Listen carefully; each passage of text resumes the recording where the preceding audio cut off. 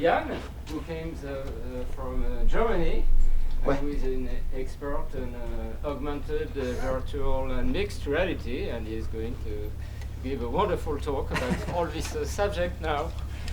Thanks a lot, Eric. So yeah, I just started as a maître de conférence in January this year, so I'm quite fresh at Telecom Paris. And today I'm going to present, or going to talk a little bit about my research I was doing in the field of mixed reality over the last 5 years, which were mainly in my time as a PhD student at Ulm University, but also talk a little bit about the recent projects that I've started and future projects, and mainly want to talk a little bit about my perspective of mixed reality research, or how I approach mixed reality research, which is so a little bit as a background. I'm a computer science. I have a computer science background, and I come from the field of HCI. So I address or I look at mixed reality, so augmented reality and virtual reality research from the HCI perspective mainly. And the way, so the traditional, so sorry for the little crappy graphics, but the traditional model of HCI, as we look at this, we have human, we have computer. It's always these three parts in the interaction with the computer. And if you look at the shape of computers over the last years and decades, and this is something that Mark Weiss already said, where he was talking about waves of computing. So the shape of computers was constantly changing. We had a time of mainframe computing, of personal computing, and of mobile computing. And the question that I'm posing myself in the research, or in general one of the direction of the research, is what's going to be after this mobile phone, the next computing platform, or the big dominant computing platform we're going to look at. And one of the trends we can look at is a trend that technology in general is coming closer and closer to the human. So one logical conclusion or one assumption could be it's going to be something wearable in form. It's going to be some form of data glasses, some form of augmented mixed reality thing. And what people as well could say, and this is something that when I give some of these talks, people could say, well, it's going to be something like we're going to change as humans. It's going to be some augmented human technology. And what I want to argue a little bit about is it doesn't matter what shape this technology is going to have, because what the direction of mixed reality in general is going to be a shift in the paradigm of interactions that we have. Because again, if we look at these device types that I showed before, we had initially a strong, the interaction paradigm was command lines with traditional servers or traditional mainframe computers. And then we had a phase of graphical user interfaces we still have. And with spatial computing, we will have a different paradigm where technology is not only locked into the current form that we have, onto these displays, this little pixel prisons that we create for ourselves, but it's actually going to be oh yeah, that's loading. It's actually going to be positioned in the world around us. It's going to be able to that we have digital technology or digital information in our surroundings. And for this, we will have in a form we could just augment this with artificial context, but also with something with obvious artificial augmentations, but also with something more realistic. So it's going to be this blend, what I assume from ubiquitous mixed reality. It's going to be this blend, so we will be able to have completely virtual environments. So we will have some form of technology that's able to completely close the environments around us and augment with something virtual, or we could have just partial augmentations. And it's going to be some form of technology that's going to be capable of both, allowing us to augment the environment around us, either completely virtual or parts with augmented reality. And so when we look at where we currently are, and I'm going to go quickly to the projects that I was doing in this field, it's still quite a way to go there, because the main research we're currently looking at is happening at these two fronts of so either augmented realities or it's virtual reality. And we have different conferences for this. We have IEEE VR, or we have ISMAR, and CHI is kind of this umbrella term that is sucking up all of this research. But we're still looking at these technology types let's say two different perspectives. And every time when I talk a little bit about this and I ask, okay, so what are the big challenges for augmented virtual reality HMDs or VR HMDs to actually become some everyday device? And it's interesting to see the questions or the responses that people have. So I try to have it a little bit more interactive. So I'm going to try to ask people here, what are the big challenges that this technology has to actually become consumer adopted, to actually be some form of computing platform that is maybe the successor to the smartphone. And it's interesting, the last time I gave this talk was, or parts of this talk was at Huawei, and Huawei's perspective is, for instance, networking. One of the big issues of mixed reality technology is going to be networking. How can we get this traffic to all these devices? But it's interesting to see this audience. What do you think? Are there some opinions? What are the big challenges of this tech? Yes? Reach a wider audience of the consumer market. Yes, reach a wider audience, but how? So what was currently the tech itself? Cost. So It's expensive. expensive, yeah, cost, yes. And also having wearing a headset. Yes, the form factor. How about not giving you a headache? Oh yeah, I mean, so there's some health issues, let's say some comfort issues, I would say, yeah. We have some other views. Social acceptance. Social acceptance, yes, beautiful. This is an important one as well. And oftentimes it depends on the audience when I ask this question, because a lot of these proposals that people say, they come on the technological aspect. It's tracking, it's display, it's form factors, it's shape. But what is oftentimes, or let's say currently, kind of ignored in the HCI community of this is kind of the social aspects of this. So a little bit we had social acceptance, social implications, but something like political implications, moral ethical implications, or health implications. And my research is kind of, or the research I was doing over the last years, is kind of in between of this. So what I'm trying to do is I'm trying to actually start to look at this tech as something that's going to come as a device we're going to use on our everyday. And I want to see how it's going to impact us, and by that using HCI methods to actually impact the form factor, the display, or the inputs and haptics of this. I'm going to talk about this a little bit in a second, a little bit in more detail. So if you go just quickly about these types. So again, these are just two types of challenges. There are way more challenges for this tech, but these are the challenges that I was particularly interested in. And when we look at the social challenges, for instance, social implications, we had a little bit social acceptance, is when we think about, so this is something that was already discussed by authors in science fiction literature, like Neil Stephenson, when he was talking about this, something similar as we would assume mixed reality tech. And he said that people that wear this, they call them gargoyles. And they never finish a sentence. Every time you talk to them, they're doing background checks on everyone, and you think they're talking to you, but they're actually pouring over the credit record of some stranger on the other side of the room. So this tech is going to impact, to some degree, our social interaction. So this is something that is interesting to look at as well, or like I would even say, yeah, a little bit more relevant than some other aspects. Another aspect is political implications. And we can even think about, so I love to draw comparisons to smartphones a lot here. And because what we can see already here is that there are these concepts of dark design patterns we have with smartphones. For instance, infinite scrolling, or for instance, autoplay of some, for instance, YouTube autoplay. And there was even an act proposed currently in the States to ban these type of dark design patterns that kind of are going against our, let's say, initial thought, how we want to use this technology. And if you think about spatial computing and mixed reality in general, so this concept of emergence is just going to be an amplifier. It's going to be stronger. So what's the infinite scrolling for mixed reality? What's going to be the autoplay for mixed reality? It's going to be something more dangerous in this. It's going to suck us in a little bit more. And this is something we should address and talk about as well. More on the ethical implications. So I don't know, who of you know this? Ever seen? Yeah. So this is something that happened, I think, just recently, a few weeks ago, and it went through the media. So for those that don't know, this is it was done in Korea, and this is a 3D reproduction of a little girl that died, I don't know how long ago, and this is her mother. And she can now talk and interact with her in virtual reality, in a reproduced version of it. And this is something that we do not know. Is this a good thing? Is it a bad thing? This is an incredibly ethical, critical thing that mixed reality or this technology is currently enabling. It's something that we should, as a research community of HCI, actually talk about and address as well inside of our research. And health implications, for instance. Health, so psychological or physiological health in any terms. And again, this is, I just took this picture a few days ago in Paris. So there's a little Banksy exhibition, which beautifully shows our current, well, the addiction in some degree that we have with this technology. And again, the addiction that will happen, or could happen potentially with mixed reality technology. So, I'm going to talk a little bit about the prior research that I did. So this is a little bit of introduction. This is how I view, my perspective on mixed reality researchers, on mixed reality in general. And I'm going to talk a little bit about the prior projects that I did. And I'm going to spoil you, I did a lot in the side of the technical challenges. I started a little bit to explore the social implications here as well.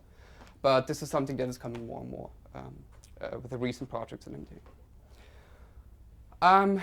So a lot of the projects I talk about are going to be out of my PhD thesis. So in my PhD thesis, what I did is I was actually looking at the transaction that we had about the computing tech I was talking about, from mainframe to personal computing, from personal to mobile computing. And I saw that there's a big change in the context. So we come from a stationary context to a more dynamic context. And I juxtaposed this to virtual reality technology. So a similar thing we can say, mainframes are kind of like the VR caves that we had. And the current wave of personal VR technology is something like the personal computer. And the question is, what's going to be the next thing? So it's going to be mobile VR HMDs. But my argument was that the way we're going to interact with them, it's not going to be fully mobile, it's going to be nomadic. And I'm going to explain this term or this definition of nomadic in a second. So yes, this was the topic, overcoming challenges of mobile VR HMDs. And I called this nomadic virtual reality because I argued that the moment when we think about a Milgram spectrum, and we talk about fully virtual reality, that we're not including any aspects of the environment in there. And I used the definition of Kleinrock, where he distinguished between mobile and nomadic, where he says that the mobile phone, you can have a mobile interaction with it. So I can do it on the go. When I walk, I can interact with my phone. Well, with a laptop is a nomadic device. I bring it somewhere, then I interact in a certain confined space. And this is something that I argue that with fully virtual reality, so where we're not including anything of the environment, it's going to be in a nomadic form. You will immerse somewhere, but you're not going to be constantly walking around. Because the moment when you do this, I would argue it's not fully virtual reality, it's augmented virtual reality. Because you need information about the environment to not bump into things. And so in my research, what I was doing, I was thinking about, so we have a user that wants to immerse himself or herself in the virtual environment. And all this is impacted by the context. And I used the model of Albrecht Schmidt about interaction and context. And I was looking at all these little changes that will happen through the context in this traditional HCI interaction. So we have input. The input's going to change. And again, when I draw the parallel to the smartphone, from the desktop machine to the smartphone, the input changed. We're not using keyboard and mouse to interact with the phone. Because of the context, we needed to adapt the input. So it's probably going to be adapted here as well. And also the feedback changed, or the type of feedback. Our desktop would never vibrate. There's no reason for vibration feedback in a stationary machine. But through the context that we have now, because it's mobile and it's a little silent, we have the demand for a new type of feedback modalities. And I was also looking at how the context itself is shaping the technology and the interactions. And I divided this into the physical environment. So what's the impact of the physical environment on the interactions and on the technology, and of the human factors. So people in the surroundings and environments. So I will go over these projects here, and it's quite some of them, so I kind of go quickish, I would say. So feel free, if you have some questions about a specific project or some detail, you can just raise your hand, you could go straight away. We will have a Q&A afterwards, but I'm open to have a kind of interactive discussion here about the projects as well. So the method that I constantly apply in my research is kind of a user-centered design process. I start with an issue or some problem that I have, and then I create a certain artifact or variations of an artifact that tries to solve this. And then I go to do actually user studies, to have qualitative or quantitative data to understand what this specific variation of the artifact, what an impact it has, for instance, on immersion, what an impact it has on performance, what an impact it has on user acceptance or simulator signals. And when I understood what version of this artifact that I created is working the best for my certain purpose, I'm trying to explore what can we do with this. So I try to explore the design space in some way, trying to understand, okay, how can we integrate this now? And we're going to see this, this method. So this method is, or the methodology that you're using is going throughout most of the projects I'm going to talk about now. And I'm going to start right away with a project we call FaceTouch. And we published this in 2016. And the idea behind FaceTouch was we wanted to have some form of input for mobile VR HMDs. So again, we're thinking about the context of I'm using this text somewhere in an unknown environment. And the problem that we currently have is for let's say, really open gestures, which are kind of a downside because you do not know who's in the environment. You don't want to slap people and touch people in the environment. So we wanted to have something more simple, or a little bit more, well, less, what's it called? Less exhaustive. And what we did is we modified the backside of this was an Oculus Rift DK2, and created several variations of this. So we had a mounting on the back, we had a mounting on the side, we had a mounting on the hand, and we used several Fitts law studies. So we wanted to see how precise are people able to actually touch these, or how precise they're able to touch on the back of the face. Because the interesting thing here is we do not visualize the fingers. So the user is currently completely blindly touching this. And we found certain target sizes, how do we design for it, and then implemented several, or showed several applications. How can we use this now? For instance, we could use it to control a game. So you can see here some targets. So these are the targets that we measured were fine. We could actually input text as well with a different type of input. So this is not touch on, this is lift off, what we're doing here. So the moment when you lift your finger, this is where you select something. But that we could be around, I think, 10 words per minute. We also tried to design a little more complex applications. So we had some menu structure here, and you can have simple 3D modeling here. So this was for the input side. For the feedback side, I was thinking about what type of feedback is currently missing in mobile virtual reality. And what is quite challenging is to have kinesthetic feedback. So something that you perceive with your tendons and muscles. So some resistance, for instance. And what we did here is we attached a flywheel on the back of an HMD. And the flywheel was refurbished out of old hard drives. So what this actually does is it's a disk that is spinning, and we can control the speed of the spinning. And the faster we spin it, the more difficult it is for the user to look around. So we can create resistance, we can create inertia by just controlling the speed of the flywheel. And the reason why we did this, so again, quickly going over the approach, we had several variations of the prototype. We found out we just need to control one axis. We do not need to have these mounted on all 3 axes. And we ran a small user study with 12 participants, measuring the impact on immersion, presence, and mainly, not presence, enjoyment, mainly simulator sickness, because this is something we were a little bit more concerned about, depending on the mounting position. So what's the impact on the back mounting or on the front mounting? And then we again explored, so what can we do with this? Because people ask me a lot, well, what's the reason? Why would you impede motion? And the idea here is to increase immersion for certain applications. So one of my favorite applications we had is this video that is running here, where Dennis is playing a shooter game. And usually what you have in shooters is you have a health bar, right? So you have something 100% health, or 80% health, or 60% health. And every time when you lose health, it's mainly a visual indication that you have. But with the system, we are now actually able to impede your motion. So you will feel, so it's going to be more difficult to look around. The less health you have, the more difficult it's going to be to move around and to explore the virtual environment. So this is something that actually helped to increase the immersion of the user. I'm going to talk a little bit about the physical environment. So here we explored several projects. For one, I wanted to explore 360 storytelling. And one problem that is currently in 360 storytelling is that people are having the fear of missing out. So because a 360-degree video is playing all around you, and you do not know where is the next narrative going to continue. So what are they doing? So they're constantly looking around, trying to find or trying to explore the scene. And what we did is we used a modified swivel chair with a motor and a clutch. We're actually steering the direction. So we kind of have this framing, we kind of have the camera moving around in a sense. And what we found is, again, we found that by doing this, people had less of this fear of missing out, but they still wanted to have some control.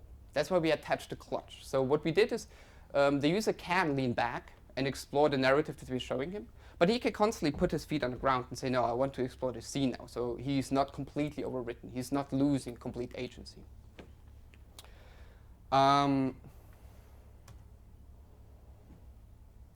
The next project we had, again, in the context of physical environment. So how can we use the physical, or particularly, how can we use a VR HMD in a moving environment? So you could be in a car, you could be in a bus, you can be anywhere. And the issues that you usually have is that the motion of your vehicle, of your car, is interfering with the IMU, or the motion sensor you have in the HMD. So what we did is we modified the car, or we mainly added an additional IMU inside of the car, so we can measure the rotation of the car and reduce it from the rotation of the HMD. And we also use an OBD2 reader to actually get all the speed and the acceleration of the car.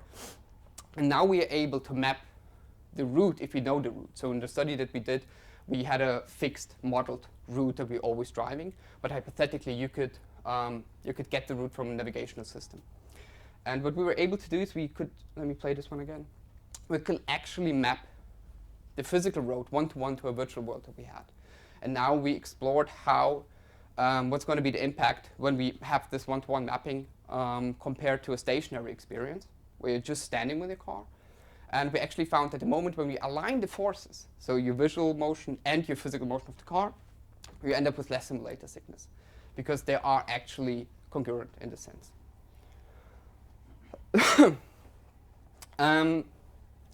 So the last factor, so the last aspect of the context I want to talk about are the human factors. And this is something that I was working recently, and this is something that I don't want to say one of my favorite, but one of the topics that I enjoyed here a lot. And we started out by thinking about how is the current landscape of virtual reality technology in users' homes, and what is the problem that they're currently facing. The moment when you put on a VR HMD right now, and there are people in the environment, you are the only one who actually experienced something, who sees something, who has the fun, and everyone around is completely excluded. They're just looking at a guy with an, or a woman with an HMD, and that's it. So the idea was we wanted to break out of this isolation and exclusion that we have, and again try to implement or try to shape this tech to allow to do so. And the way we did this initially was we mounted two projectors using HTC Vive, and this is the whole tracking space of the Vive. And now I can, without an HMD, so I have a track display, and I have this projection screen. So I can see the virtual world. The virtual world is kind of leaking out of this HMD itself, and people in the environment can be part of.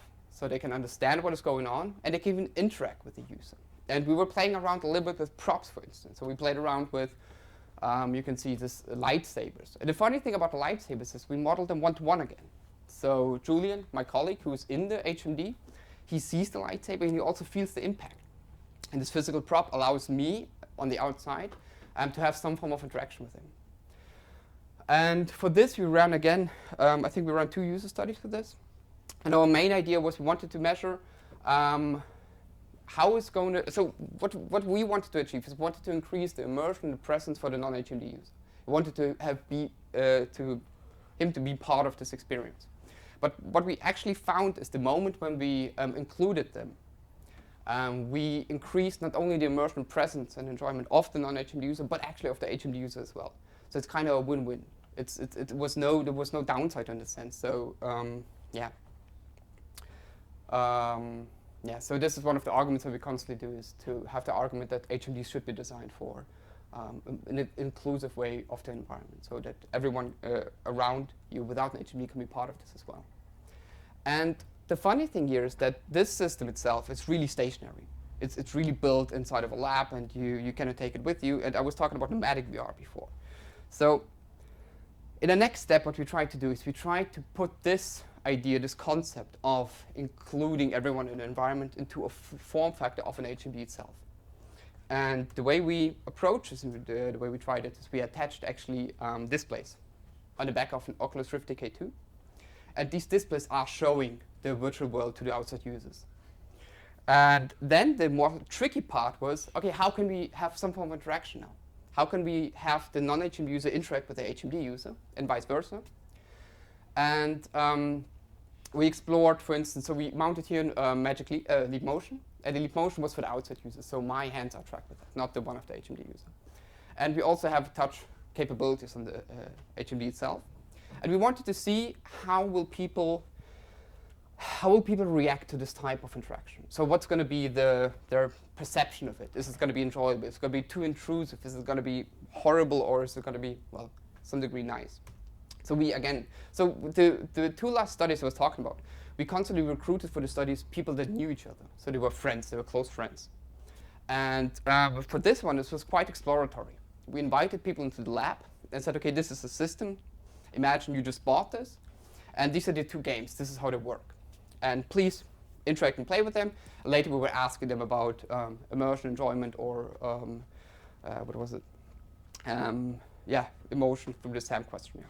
And we were interested in whether people actually experience joy. And what you're going to see is, this is real study footage. So this is actually what we were recording. We were recording all the interactions that happened there. And people went even further than we thought. We thought initially that this physical interaction is going to be a little bit too much. But they started, because the moment when you have this close social interaction, it's not as intrusive to touch someone or to have some form of touch interaction in there.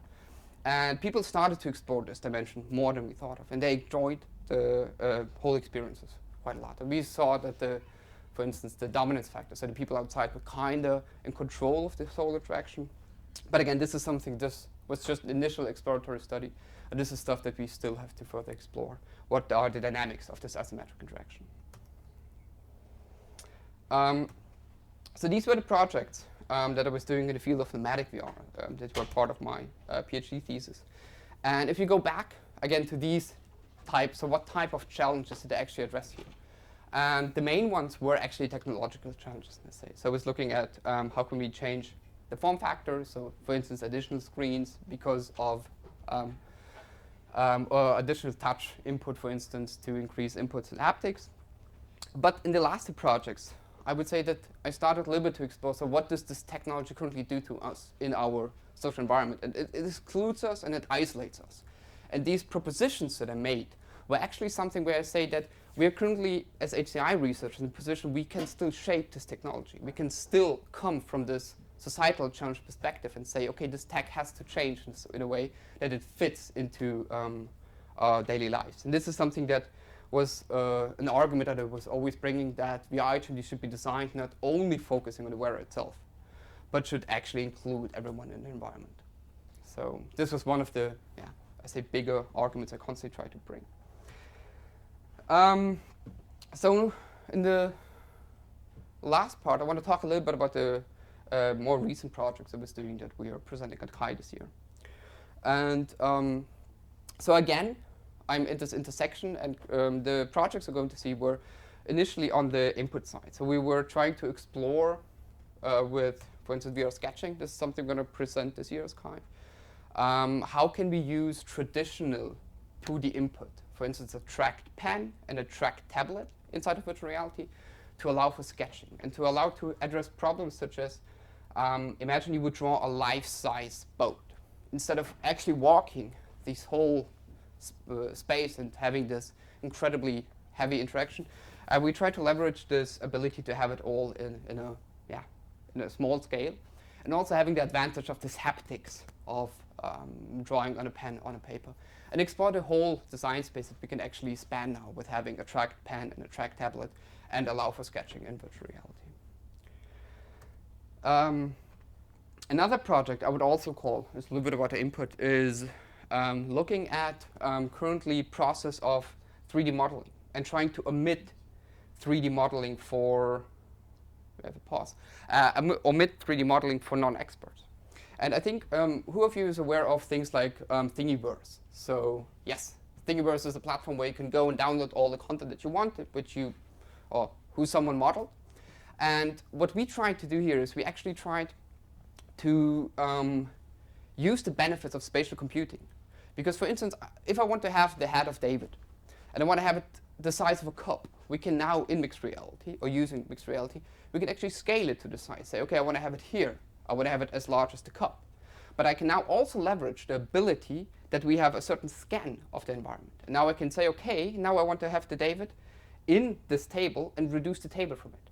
So it is a press fit in a way. So now I do not have to model this. I just do this and push it in and say, okay, remove.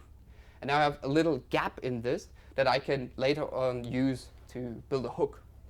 And the other interesting thing is, again, because the moment where we have a scan of the environment, I can not only use the repository online, I can use the repository around me. I can say, okay, this cup, copy it and paste it, and copy it and paste it. and now I print 3 or 4 of these cups. The moment when I have a good enough mesh of the environment. And the idea here, again, is kind of to remove this process of modeling. Not only to simplify it, but get rid of it as much as possible. So we have this, okay, I want this, and now I just mix, and now I can create some 3D model that I can use.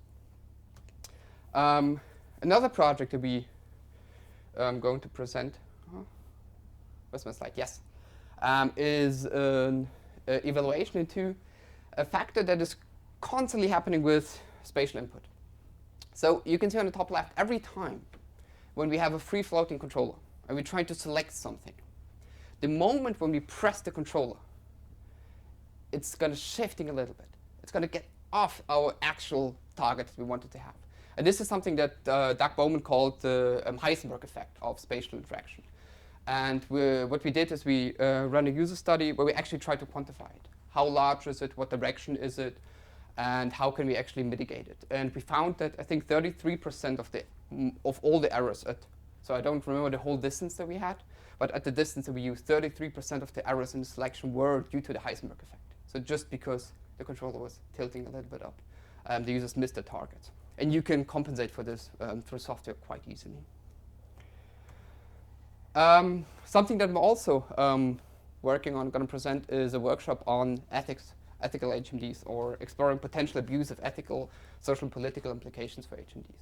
And this is also something that a PhD student that I'm supervising with, Eric Lecoulinier and Samuel Horan, is going to work on, trying to explore what are potential abusive applications for mixed reality, kind of maybe even implement them, and try to learn out of it. So for instance, what is this infinite scrolling for mixed reality?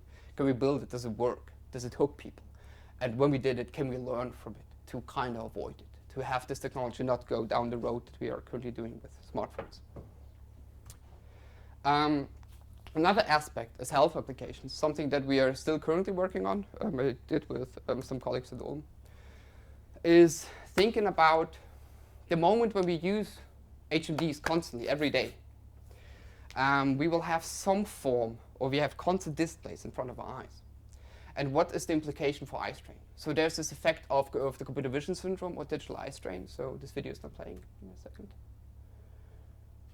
Does it work? Well, so usually there would be a video where we could see the exercise. Oh yeah, there you go. The idea is, can we, so there are even exercises that people are doing currently to move the eyes, to focus on different planes, to have some rolling or closing the eyes for a while, or the 20/20 rule, for instance. And the idea here is we wanted to see how is eye strain impacting current users of HMDs right now? What are the coping mechanisms? And we wanted to model or implement applications that are working inside of a VR HMD that can reduce these eye strain symptoms that are actually created by this HMD, which I think is kind of a neat thing. And we're currently still working to explore how can we now implement this into the UIs. So can we have some form of implicit UIs that are designed in a way that we have less eye strain, that we have less impact on our eye health? So this is still in progress. This is something that we haven't published yet. So as I said before, the direction that I'm approaching the research now is I still having this method of implementing artifacts and software hardware artifacts and trying to address some of the issues. But I'm trying to go a little bit from this aspect. So I'm trying to look at social implications, also trying to look at health implications, and then actually shape this tech or shape the interactions that we design, motivated by not just the pure technological challenges, but by some social implications. And the idea is, so this is a quote that I love to show at this point, because so in his talk, I can't remember what the name of this talk was, but he was talking about research. Richard Hemming said that this is something that he used to do. He used to walk up to random researchers in other fields and ask them, what is the most important problem in your field, and why aren't you working on it? And if I think about mixed reality, I would argue that the big or important issues are on that side of the eye. They're more the societal challenges we will have to address. But as HCI researchers, we can do this through impacting, for instance, form factors and impacting this. And I think that if we compare, or if you think about this tech again, I don't think anyone is currently complaining about the quality or the fidelity of the display or the haptic feedback we have with this. the issues we have with this technology right now is how much does it take our attention? How much time do we spend with this? And this is the big problem we have with this tech. And I assume that this is going to be one of the big issues we will have with mixed reality technology as well in the future. And this is something that we can address in, as ACI researchers, implement this or include this in our design process. So I think I went quite quick over most of the projects here. So I was talking a little bit about my perspective that I have on mixed reality, talked about the projects that I did, and the future research, and I'm happy to discuss some of the projects or take some questions. Thank you.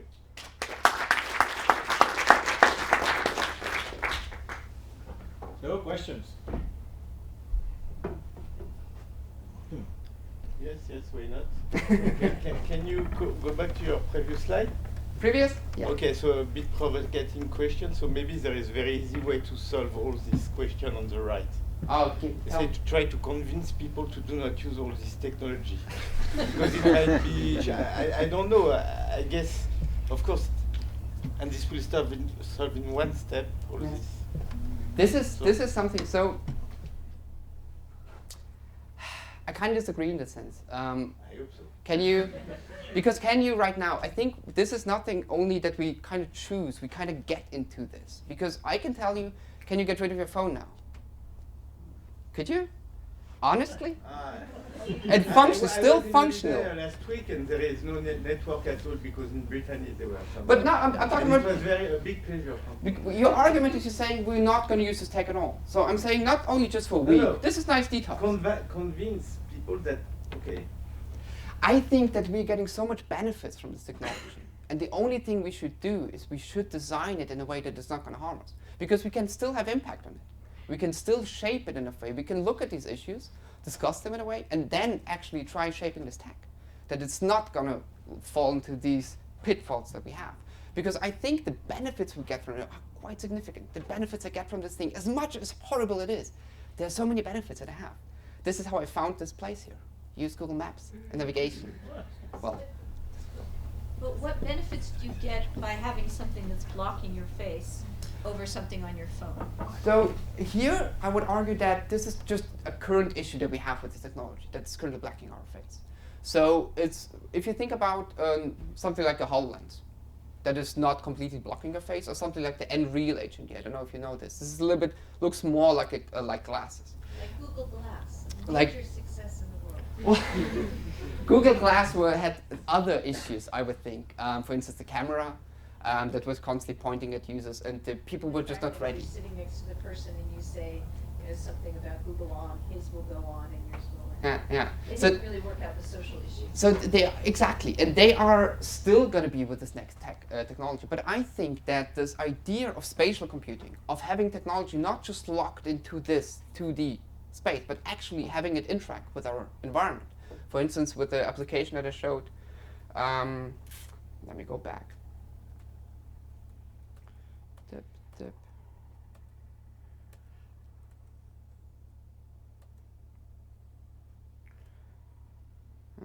Next one. No? I mean, beyond video games. It's beyond. Yes. What do we get from having an immersive display? I'm. Yeah. I'm trying to. I know it sounds aggressive, and I don't mean it to sound aggressive. No. This. And you have a really good approach to it, but I'm just really curious how you come across that. This is one of the challenges as well. Finding real applications, finding relevant and meaningful applications for this technology. And one of it is actually that we here trying to do is the moment when we are using the spatial abilities here. For instance, when I 3D model something and I 3D model it on my desk or on my machine, this is not where the product's going to be. This is not where this David's going to stand. It's going to stand exactly here, for instance. So doing this actually in this place where I'm going to design it for, where I'm going to build it for, and then let this as well interact with the space. So I say, now the shadow is not that great, or I want to have it like, I don't know, I want to have this one reduced a bit because I want to put it on here. So now having this in situ, in this position, is more valuable than having it here, printing it, comparing, oh no, it doesn't work, print it, compare, it doesn't work. And this is just one application for this. It's maybe a niche application for now. But I think there got to be some applications where the relevance is in actually having the information over the user. For instance, if I could look into space here in the room and I would have the names. It's again a trivial application, but the names hovering above their heads. It's going to be easier for me than having it here on the screen. So I think there are going to be some applications. They're going to develop over time again. A social media that is in place where I know in situ, in this place, what is going on. It's going to be more valuable than something that I have to constantly look around. But then this is more about mixed reality or augmented reality, whereas what you showed were mostly VR sort Yes, of yes, leaking yes. out in the physical So, world instead yes. of the other way around. What I'm trying to say is I'm trying not to distinguish here. So I think we're not going to have two tags. I'm not going to remove my AR glasses and put on my VR glasses. We are living in this horrible space right now, but it's going to change. We will have, for instance, there's even a startup in France. It's called Lynx. They just presented recently an HMD that's capable of both. And all of the HMDs are going to be capable of both. So I will have VR when I need it. For instance, as an application scenario, a friend of mine is traveling. He's traveling and takes a picture of a wonderful place, and he sends it to me. And he took a 360 picture because this is the current tech that works, for instance. And in this moment, I would not want to augment it. I want to be there. I would have the scope. I would look around, say, "Oh, that's a great place," and I'm going to fade out of VR again. I'm going to have a mixed reality approach. But I'm always going to go in and out the moment when I need it, when the application demands it, and it's going to be a fluent thing. If we talk about the distribution, I think we're going to be more in this mixed space than in this fully virtual space. But it's still going to be there, parts, the fully virtual space. Don't buy it, but it's okay. Well, I have something to say Yeah. that maybe can answer you, and also ask a question to you. I'm Yeah. quite surprised you didn't mention any fitness application, because there are many fitness applications. Some people will never go to gym, but they will play video games for hours. Yeah. And not only fitness, there is also a new one I saw yesterday. Basically, it's a one-to-one mapping to your piano, and you learn the piano by following the notes, okay, on your VR screen. So you don't see the real piano, you see the virtual one. It follows your hands, and you learn how to play. And also for the fitness, there are so many applications that people love more than doing real work. Just because they don't feel, how to say, overwhelmed by some person looking at them, they don't feel like pressured by people around. They like to be on their own doing these things. In some applications, yes, I agree with you. There's going to The be huge some. community, actually. Yeah. So then I had Patrick, Abby, and I don't need it. I would like to come back to your last slide. Sure. And basically, from my point of view, the first and the last question is basically for mixed reality. But the two central questions, political application and ethical implication, when you talk about content, dangerous content, or about regulation for political implication, I am not sure at all it's specific to mixed reality. This, for instance? There's two ones. So the example that I gave here was this, the visualization of. In any numerical data, numeric application, you have these two issues. Yes, yes. And There is no specificity for mixed reality, in my point of view. well, for mixed I am reality. convinced by that. So Can the- you convince me? So let me try. So the ethical. Would you agree that there's is an ethical question if this application that I showed, where the Koreans had the reproduction of this girl, of this dead girl, and the mom could interact with it. So this is an ethical issue that we are having with immersive technology, because yes, you can look at pictures of a dead person, but actually having it moving, actually having it in front of you, I think this is something incredibly impactful. And this works with VR. But now let's remove the scene, remove the background. Now we are in mixed reality. And now it's the girl that died and it's walking through the old room that she was in. And again, this is an ethical question, I would say, about the content. And this is for mixed reality or for virtual reality. Where is the dangerous? It's not more dangerous than any other numerical data. Would you? So I think the aspect of immersion here is what makes it more dangerous. Let me give you another example. Games, explicit content. For instance, if you have incredibly violent games. I don't know, who of you knows Manhunt? There's an old PlayStation 2, yeah, some people know Manhunt. It's a game which was quite cruel, and you are murdering and strangling people when you break out of prison. Now imagine you're not pressing a button, but you're doing it. It's not a real person, but you're doing it with your hands.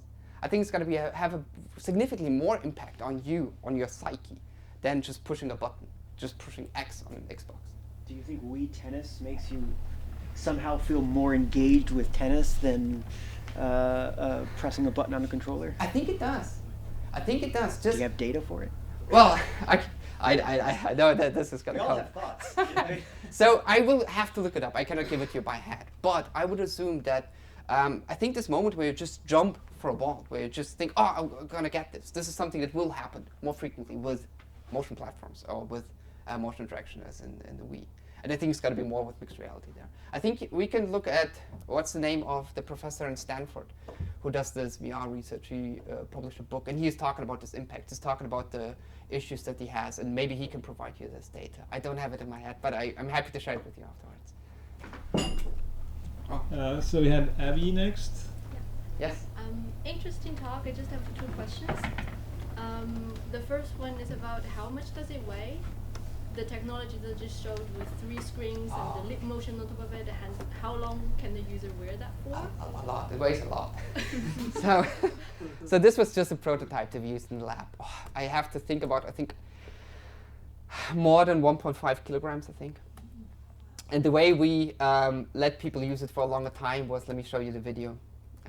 We built an apparatus for that. Do you know the Sword of Damocles? It was the HMD built by Ivan Sutherland, where he attached it to the ceiling. We did the same. We attached it with a pulley system. Let me jump to the slide and you can see it. Yes, right there. One back. So this was only there so this string can hold this. And this string, we used a string that you use when you have a ski lift pass. So it was quite flexible, but it took away some of the weight. This is what we used, so you can use it over a longer duration. But otherwise, we tried to pulse it a lot because it was heavy on the nose. Yes. So we added a lot of polstering on the nose as well. And overall, I mean, the people were interacting with it, I think, approximately 30 minutes, maybe. So we had 2 applications running that they were exploring, and I think each application for 10 minutes inside, 10 minutes outside. So they had in total 20 minutes interaction with the system. And it worked for this, but it was heavy. Afterwards, when you put it off, you can see the mask on your face that this HMD was creating. Yeah, that's actually one of my main problems with VR. Every time you use it, and after it, you really feel relieved. Yeah. Like it's actually really nice to get out of that virtual world. And the second question is related to, well, bringing back what you mentioned before, that you would like to have put on the VR goggle to see everybody having the name tags on and this and that. I really like this idea of bringing the virtual world into the audience, because I remember every time when we see somebody else is playing, it's just really weird for the audience because we don't know what he or she is doing. But then my thought on this is more like, this is somehow very individual in a way that you are behind the goggle, you would like to see the name tags, but as audience, we don't know what you are doing. Yeah. So I don't know if there is like kind of the other way to inform the audience. I see. So is that what you mean? So the way to inform the audience what I'm seeing. So what I'm augmenting above you, for instance, right? Yeah, because I mean, I can imagine that you, I don't know if that's like a fun situation, but you get to see the information that we don't get to see. Yeah. So this is very asymmetric, Yes. and it's not very neutral. Yes. So I like the projects that we presented earlier, that bringing this virtual world to the audience that you can play, interact together. Yeah. But I think the interaction is still kind of asymmetric. Yeah. So I don't know if there is a way to sort of more engage the audience in a different way. I mean, you could have it symmetric in a way when you use 2 HMDs and you kind of link them and have the shared world and everyone sees the same, then you have it. And this is also something, but this was also something that was done quite a lot in prior times. And I was trying to focus on this aspect of just having this HMD. But the question that you're raising is really, really interesting, because what you're saying is you're also interested is the moment when I augment something on the audience. The audience is interested as well, what I'm augmenting. Because I can do a lot of malicious things. I can, I don't know, paint stuff on Steve's face. And maybe Steve is not happy with that. And again, this is a big, I would even again say, I think that question, am I allowed to do this? Am I allowed to change the appearance of Steve, even if it's just for me? Because again, Steve, if he would know, he would feel incredibly uncomfortable about it. And this is something we should discuss or explore as well. So what the right of the self-image. Maybe it's going to be extending to mixed reality in a sense. Maybe there's going to be some rules. So Timothy Leary had this approach of talking about so he proposed these two rules. You're not allowed to alter the to alter the experience of the other, and you're not allowed to hinder him to alter his experience. And he was talking about psychedelics. But we can apply this to mixed reality maybe. Maybe I'm not allowed to alter the perception of Steve, but I cannot prevent him from, or stop him from altering it himself because he's free to do so.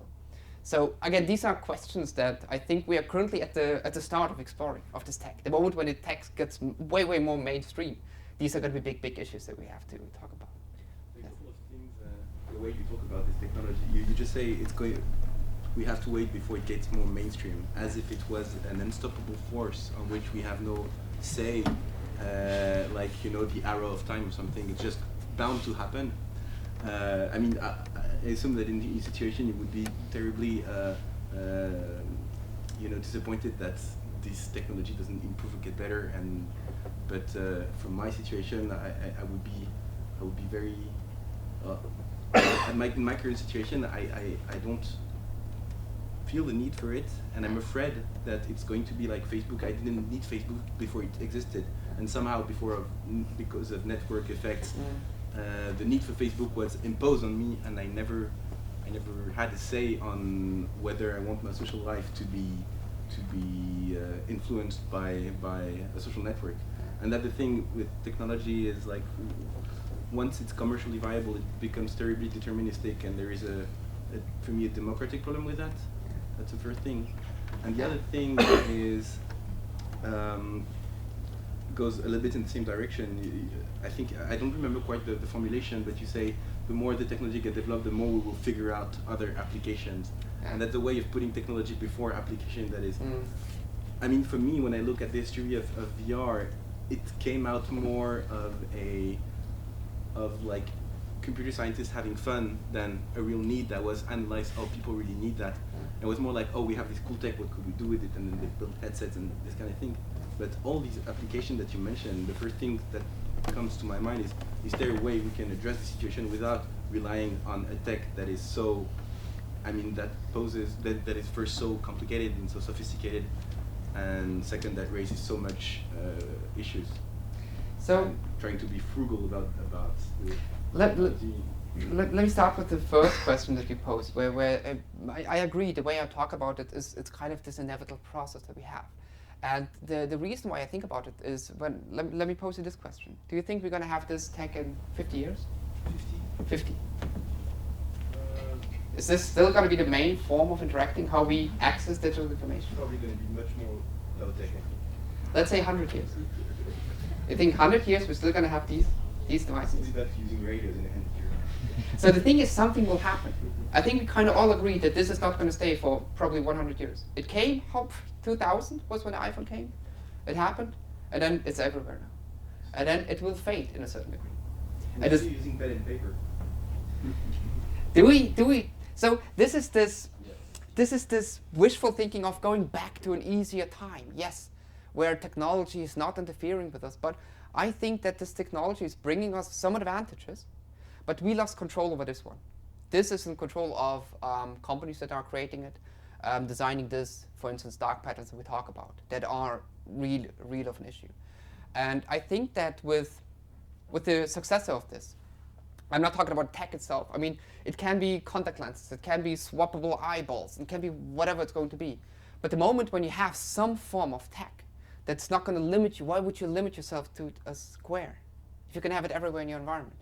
Because in mixed reality, I would even argue, I can simulate a phone. I can have exactly the same over a phone.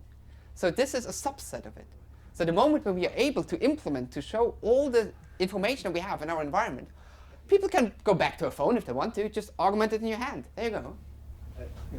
Viewing tech as lifting limitations is, for me, for instance, I'm thinking about Google Maps. Yeah.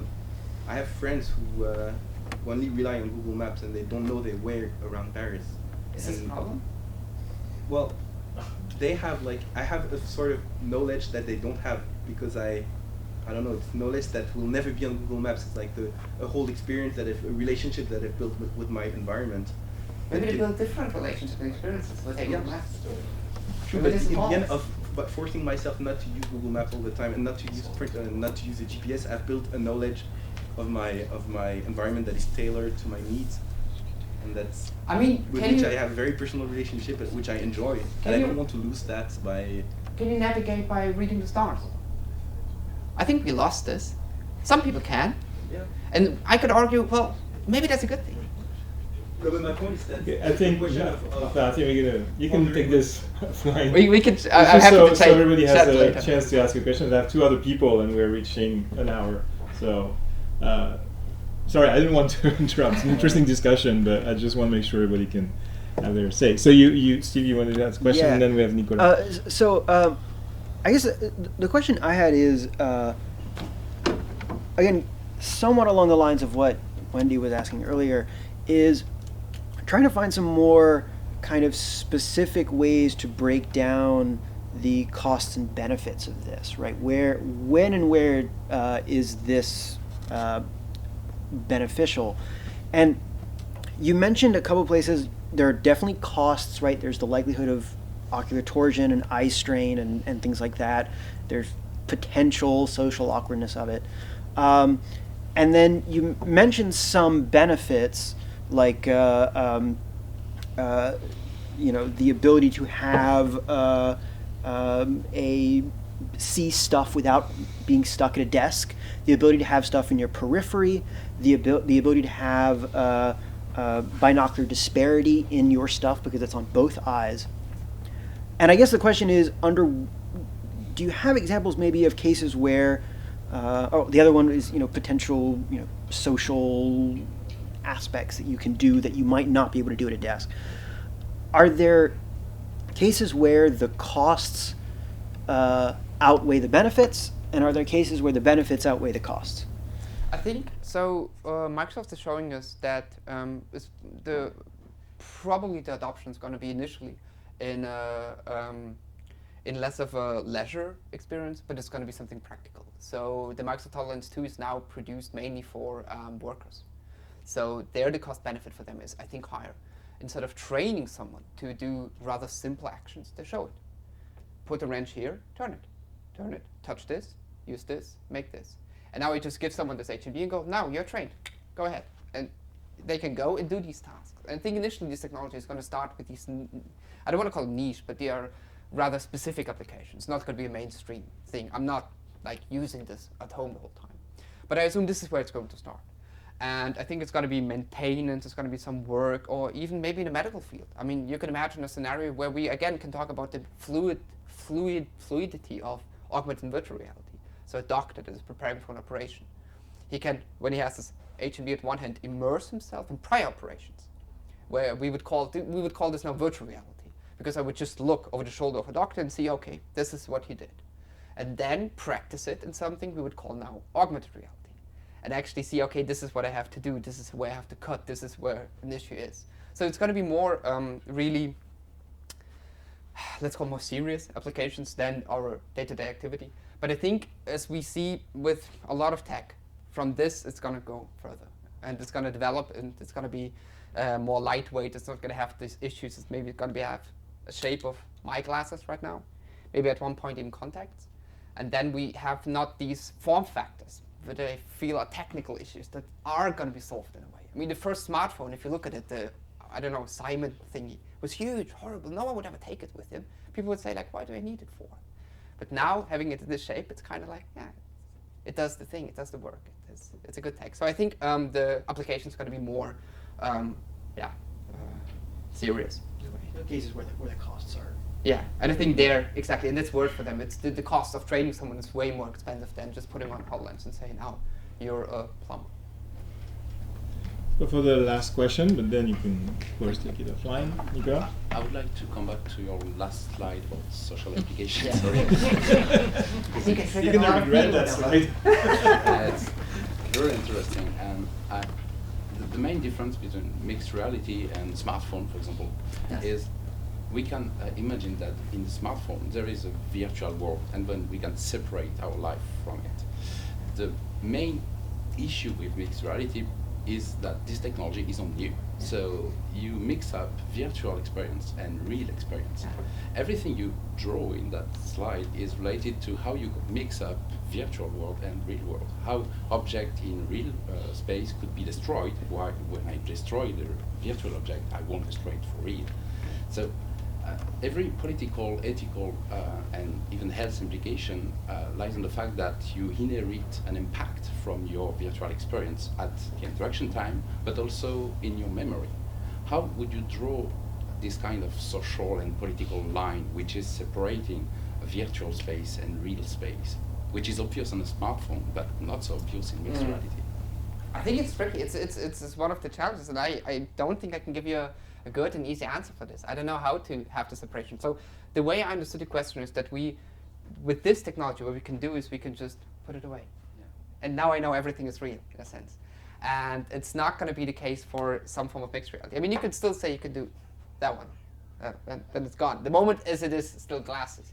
But the concept of spatial computing, yes, and the concept of immersion that comes with the spatial computing, is going to be a really, really tricky and challenging part. And I cannot give the response or the answer here how we can separate or how we can deal with that, because this is a little bit maybe something we talked about before. Because now, again, if I draw stuff on Steve, like, do I have to write for this? And this is something we have to discuss in a way. This is something we have to think about when we build and design these systems, but also when we promote the systems. But it's, I think, an interesting challenge. And this shows how much potential in this whole field is and how much...